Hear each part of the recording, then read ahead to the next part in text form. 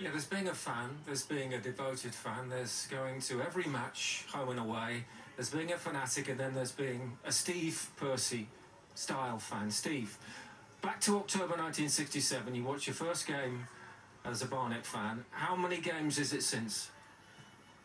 I think you'll remind me, actually. I seem to have left the irrelevant paper at home. But, I can tell you 2,228 games in a row, 2,936 games in total since October 1967. And how many have you missed? Since that time, I've missed...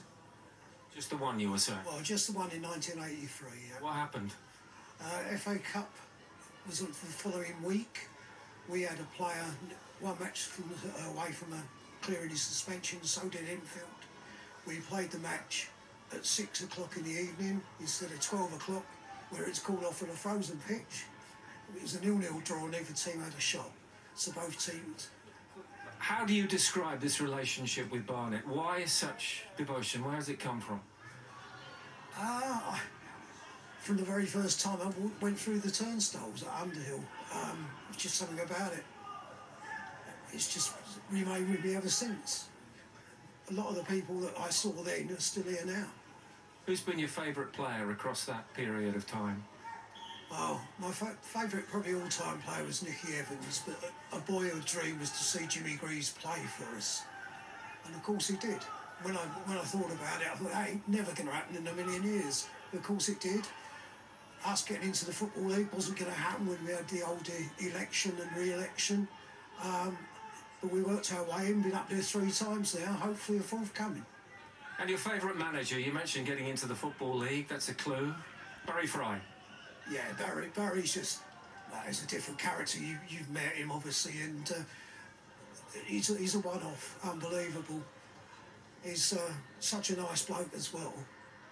I mean, we've had our disagreements in the past, and no doubt we might do in the future, being he's at Peterborough, but no, top bloke, top football man, that's the main thing.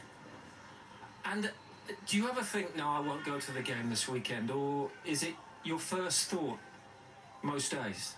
Well, it's got to be done. How do I get there? What's going to, what might get in the way? Just sort it out, make sure you get there. You've kept a whole record of notes as well. Not only do you go to the games, but you keep a very close eye on everything that's happened. The record books are quite astonishing. What do you know about a striker who played for Barnet by the name of Aaron McLean?